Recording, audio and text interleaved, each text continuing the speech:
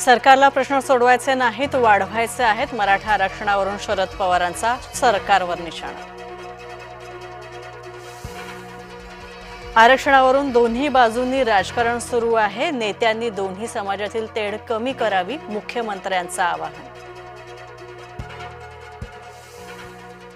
OBC आरक्षणाला धक्का न लावता मराठ्यांना आरक्षण द्या, जितेंद्र आव्हाडांनी स्पष्ट केली भूमिका. आंदोलकांवर गुन्हे दाखल केल्यानं ओबीसी नेते आक्रमक, पोलिसांना पुढे करून दहशत निर्माण करण्याचा प्रयत्न होतोय. लक्ष्मण हाकेंचा सरकारवर गंभीर आरोप. हैदराबाद गॅझेटियरनुसार बंजारा समाजाला सुद्धा आरक्षण द्या, बंजारा समाजाचा एल्गार. नागपुरामध्ये 17 सप्टेंबरला बंजारा समाज धरणं आंदोलन करणार. महायुतीतून बाजूला करण्याचा प्रयत्न झाल्यास वेगळा विचार करू, भरत गोगावलेंचा इशारा. छातीवर गोळ्या झेलू पण महामार्ग होऊ देणार नाही, शक्तीपीठ महामार्गाविरोधात बच्चू कडूंचा पवित्रा.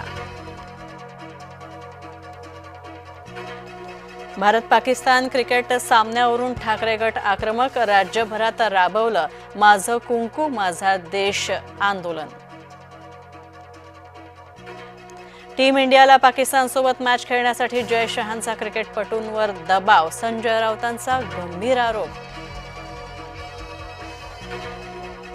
भारत पाकिस्तान सामना व्हायला नको होता, आसावरी जगदाळेची भूमिका. भारतीय क्रिकेटपटूंच्या तोंडाला काळं फासणार, ठाकरे गटाचे आमदार नितीन देशमुखांचं वादग्रस्त विधान. नवी मुंबई विमानतळाला दिबा पाटलांचं नाव द्या, भिवंडी ते नवी मुंबईपर्यंत आगरी कोळी समाजाची कार रॅली. कल्याणमधील तहसीलदार अमित पुरींची मुजोरी, तहसीलदारांकडून आदिवासींना वाईट वागणूक दिल्याचा व्हिडिओ व्हायरल. भीषण पूरस्थितीमुळे पंजाबमधलं जनजीवन विस्कळीत, येवल्यातील मुस्लिम बांधवांचा पूरग्रस्तांसाठी मदतीचा ओघ, जीवनावश्यक वस्तूंच्या गाड्या येवल्यातून पंजाबला रवाना. संभाजीनगर जिल्ह्यात मुसळधार पाऊस, पैठणमध्ये अनेक घरांमध्ये शिरलं पाणी, शेतीचंही प्रचंड नुकसान. हिंगोली जिल्ह्यात ढगफुटी सदृश्य पाऊस, वसमत तालुक्यामध्ये अनेक गावांना पावसानं झोडपलं, शेताला तळ्याचं स्वरूप, शेतात 4 फुटांपर्यंत पाणीच पाणी.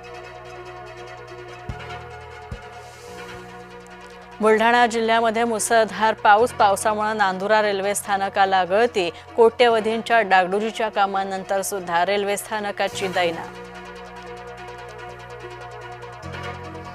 जायकवाडी धरणाचे आपत्कालीन दरवाजे सुद्धा उघडले, 1,15,000 क्युसेकनं विसर्ग सुरू, गोदावरी काठच्या नागरिकांना सतर्कतेचे आदेश.